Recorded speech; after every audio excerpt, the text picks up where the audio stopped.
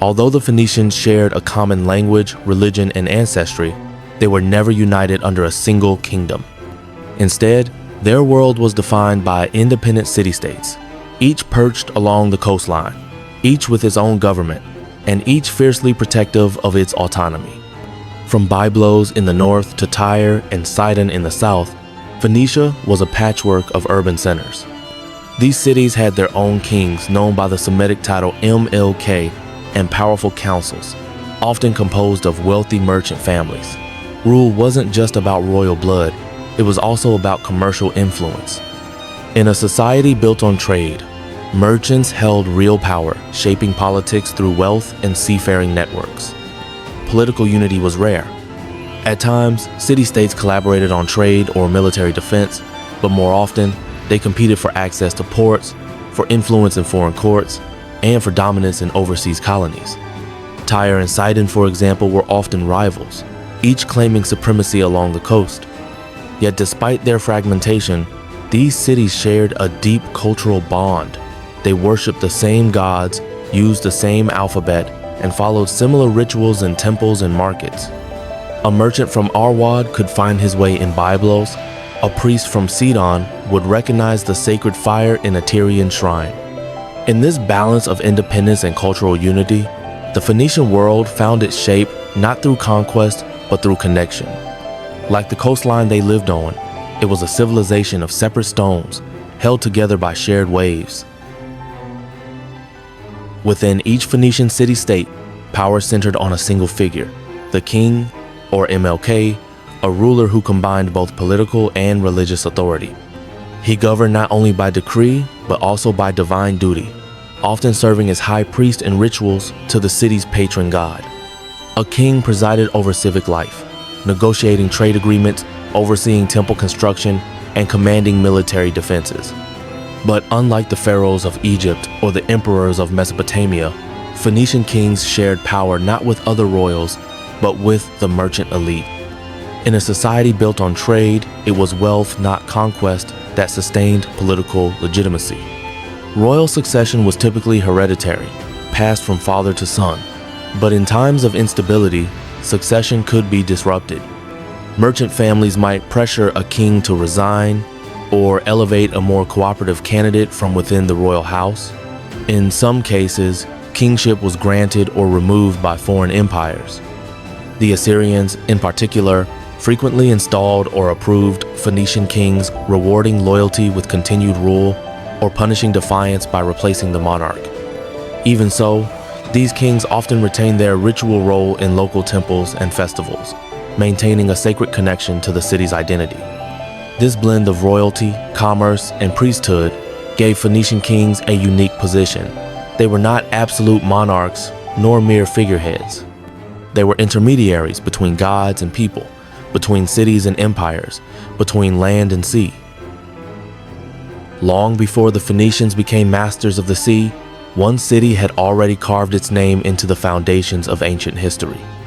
That city was Byblos, known to its people as Gubla, and by the 3rd millennium BC, it had already become a center of trade, ritual, and cultural exchange. Byblos sat gracefully on a natural harbor along the Levantine coast. Its walls were built from stone quarried in nearby hills, and its temples rose in dedication to Bala Gubla, the city's guardian goddess. But its most powerful connection was with the faraway land of Egypt. For centuries, Egyptian ships arrived in Byblos to trade for cedar, wood, ivory, gold, and precious oils. In return, they left behind their own gifts, scarabs, amulets, alabaster vessels, and sacred texts. Egyptian influence runs deep in the tombs of Byblos. Hieroglyphic inscriptions, falcon motifs, and funerary symbols appear alongside Phoenician gods. It was a sacred fusion, not imitation, but a meeting of spiritual worlds. Byblos was not just a religious capital, it was a gateway of knowledge. It became the primary exporter of papyrus, the writing material that Egypt perfected and the Greeks adopted. From Byblos came the Greek word biblion, meaning book, and eventually the word Bible itself. Thus, the sacred city gave not only goods to the world, but language and memory. To walk the stone streets of Byblos was to move through time, from Canaanite altars to Egyptian tombs, from trade halls to temple courtyards. It was a city where the sacred met the sea, and where history never stopped being written. While Byblos stood as a sacred city of memory, Sidon became a city of makers, a thriving center of craft, invention, and maritime exchange. Rising to prominence in the early Iron Age, particularly between the 11th and 9th centuries BC, Sidon forged its identity not through conquest, but through craftsmanship. Its glassmakers were famed across the Mediterranean. In workshops near the sea, artisans melted sand and soda ash into shimmering vessels, bowls, beads, flasks shaped by breath and fire. Sidonian glass was not just beautiful. It was durable, portable, and in high demand from Egypt to Italy. But glass was only part of the story. Sidon's metalworkers cast fine bronze and gold ornaments. Its carpenters inlaid ivory with precision. Its dyers produced cloth so vivid in color that even rival cities sought its fabric.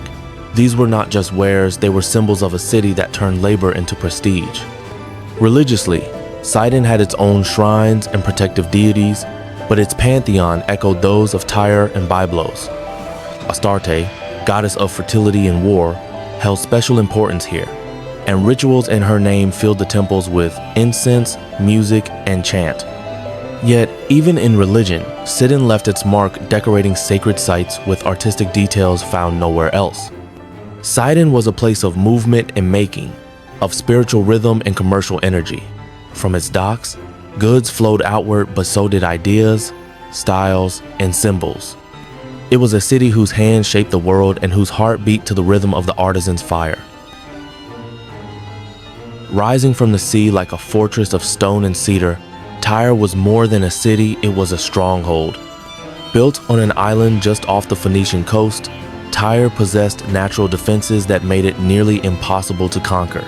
Waves protected its flanks, and harbors curved around it like a shield. By the first millennium BC, Tyre had risen to dominate the Phoenician world.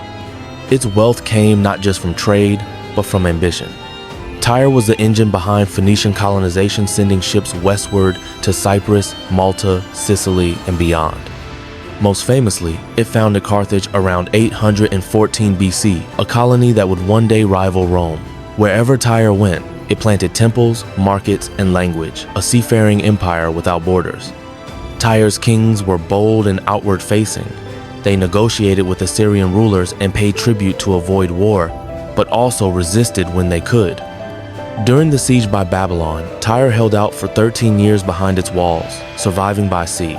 Later, when Alexander the Great demanded surrender, Tyre refused and endured another massive siege. Only by building a land bridge across the sea did Alexander finally break the island's resistance. But even under siege, Tyre never lost its spirit.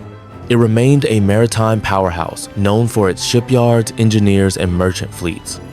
Its people were builders not just of cities, but of networks, stretching from the Levant to Iberia. Tyre was the heart of Phoenician expansion, a city that looked westward, not inward. Its story is one of walls that held, ships that launched, and ambitions that outlived empires. Phoenician cities were shaped as much by their terrain as by their trade. They rose not on wide, flat plains, but on rocky slopes and narrow coastal strips, squeezed between the mountains and the sea.